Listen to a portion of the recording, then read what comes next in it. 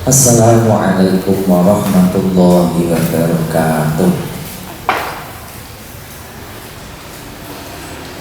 Alhamdulillahirabbil alamin. Wassalatu wassalamu ala asyrofil anbiya'i wal mursalin sayyidina wa maulana Muhammadin wa ala alihi wa sahbihi ajma'in.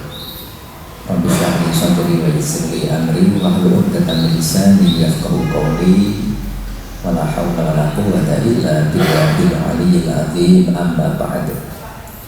Kepada yang terhormat Ibu Kepala Madrasah Sanawiyah Muhammad NU Kudus, kepada yang terhormat Bapak Ibu Guru dari tenaga pendidik maupun tenaga kependidikan semuanya, kepada anak-anak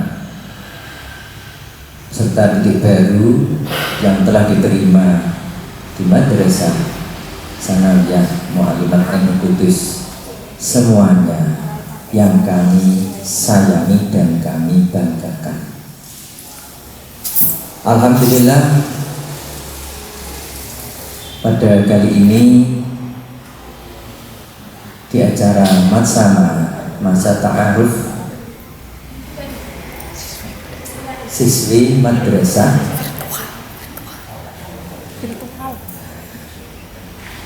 virtual Pak, matsama secara virtual atau daring, saya bertugas akan menyampaikan beberapa hal atau bagian sholat berjamaah. Sebelumnya anak-anak semuanya mohon perhatiannya. Yang perlu diperhatikan adalah pertama, sholat berjamaah artinya adalah sholat yang dilaksanakan secara bersama-sama atau terdiri dari dua orang, satu imam dan satu makmum. Lebih banyak pesertanya itu lebih baik atau lebih banyak fadilah pahalanya. Adapun hukum sholat sunnah, adapun hukum sholat berjamaah itu bermacam-macam, yaitu diantaranya hukumnya sunnah muakkad. Sunnah muakkad itu artinya adalah sunnah yang sangat dianjurkan. Rasulullah Shallallahu Alaihi Wasallam memberikan contoh kepada kita semua, kita sebagai umatnya, umat Islam, disuruh meniru kepada Rasulullah karena beliau adalah sebagai uswatun hasanah. Sunnah muakkad bagi beliau itu seperti hal yang wajib. Artinya Rasulullah itu selalu menjalankan sholat fardu itu dengan berjamaah. Namun Rasulullah pernah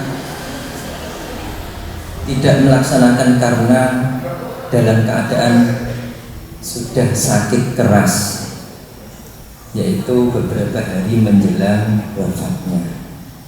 Ini yang perlu kita perhatikan, Rasulullah itu dalam sholatnya selalu berjamaah.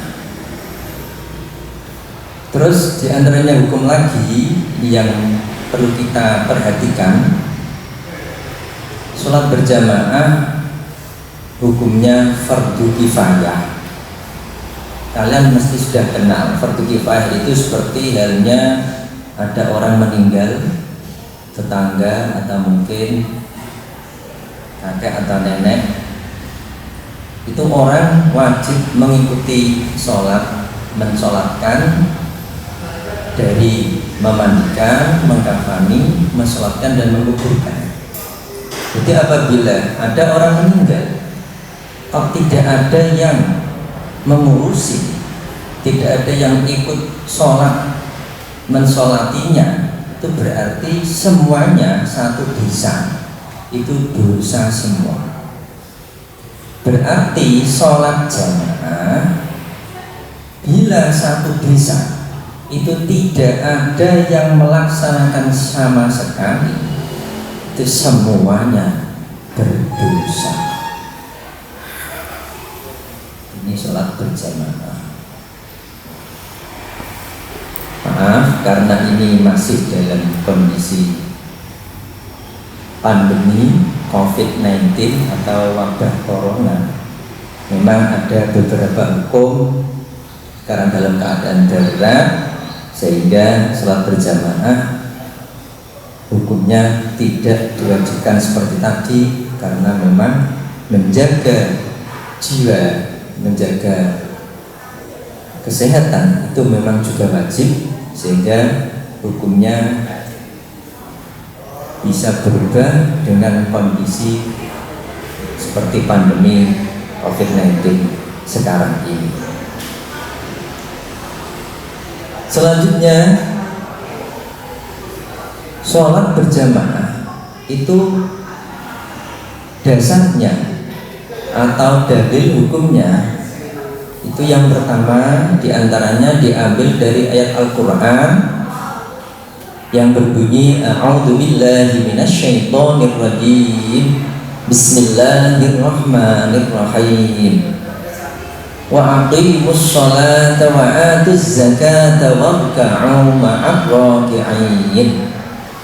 Surat Al-Baqarah ayat 43. Yang artinya kurang lebih, dan jalankanlah sholat, dirikanlah sholat, keluarkan zakat, dan rukuklah atau sholatlah bersama-sama orang yang sholat. Dari arti yang paling akhir ini menunjukkan Allah menyuruh kita untuk sholat secara bersama-sama, yaitu pada penggalan ayat yang terakhir, warka'u ma'ar raki'in, dan rukuklah kalian semua bersama orang-orang yang rukuk. Artinya sholatlah kamu semua, kamu sekalian bersama orang-orang yang sholat. Ini dalil Al-Quran dari surat Al-Baqarah ayat 43. Selanjutnya dalil dari hadis adalah sholatul jama'ati afdhalu min sholatil fardhi bisab'in wa ishrina darajah. Rawahu Muslimun. Sholat berjamaah itu lebih utama daripada sholat sendirian, selisih 27 derajat. Artinya ada orang sholat sendiri dan yang satu sholat berjamaah, itu pahalanya bila berjamaah itu orang tersebut sama dengan sholat seperti 27 kali sholat, dan sholatnya itu semuanya benar dan diterima oleh Allah Subhanahu wa Ta'ala, sehingga pahalanya tambah banyak. Adapun tata cara diantaranya adalah yang perlu kalian perhatikan, ini penting. Sholat berjamaah itu minimal atau paling sedikit itu 2 orang, yang satu menjadi imam, yang satu menjadi makmum. Dan juga perlu diperhatikan, untuk imam ini tidak boleh perempuan apabila makmumnya laki-laki. Tapi kalau berjamaahnya perempuan sama perempuan atau para wanita sholat berjamaah bersama-sama, maka sah dan boleh imamnya wanita. Terus yang perlu diperhatikan lagi adalah niatnya. Untuk menjadi makmum ini diwajibkan niat menjadi makmum. Contohnya seperti ini, seperti kita sholat maghrib berjamaah atau sholat zuhur berjamaah. Niat sholat zuhur berjamaah menjadi makmum. Bismillahirrahmanirrahim. Usolli fardhu zuhri arba'a raka'atin mustaqbilal qiblati adaan makmuman lillahi ta'ala. Saya niat sholat fardhu zuhur 4 rakaat menghadap kiblat menjadi makmum fardu karena Allah Ta'ala. Jadi ditambah menjadi makmum dalam sholat berjamaah bagi makmum ini hukumnya wajib. Bila tidak berniat menjadi makmum, maka makmum tersebut sholatnya dianggap tidak sah. Artinya tidak sah sholatnya, apalagi jamaahnya. Ini yang penting perlu diingat, jadi makmum itu wajib berniat makmuman seperti tadi. Itu diantara tata cara sholat berjamaah.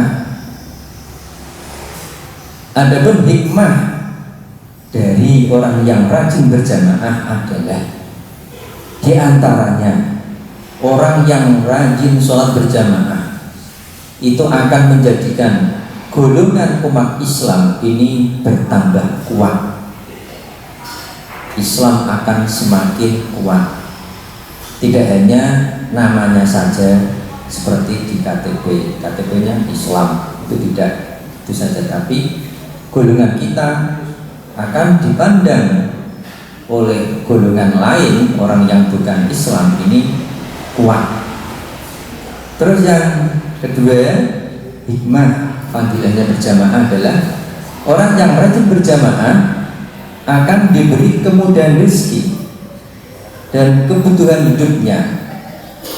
Urusan dunia, urusan rezeki, apapun itu Allah akan memberi kemudahan bagi orang yang rajin sholat berjamaah. Terus lagi, ketika meninggal akan dihindarkan dari siksa kubur. Siksa kuburnya akan diringankan. Selanjutnya, di antara hikmah berjamaah adalah dimudahkan jalannya menuju surga. Orang yang hidup pasti punya cita-cita masuk surga. Di antara mudah menuju atau mencapai raih cita-cita surga adalah kita harus rajin sholat berjamaah. Marilah dengan sekelumit keterangan yang saya sampaikan, kita rajin sholat berjamaah. Dan ini ayo anak-anak, nanti ketika sholat zuhur, sholat asar, sholat maghrib, sholat isya dan sholat subuh, kita lakukan sholatnya, sholat fardunya dengan berjamaah. Apabila tidak bisa ke masjid atau ke musola karena masih dalam kondisi pandemi COVID-19 atau wabah corona ini, bisa dilaksanakan di rumah bersama keluarga, orang tua, kakak dan adik, ibu bersama-sama. Inilah yang saya sampaikan untuk mengajak sholat berjamaah. Apabila ada kesalahan dan kekurangan dari pribadi saya minta maaf yang sebesar-besarnya. Wal afu minkum.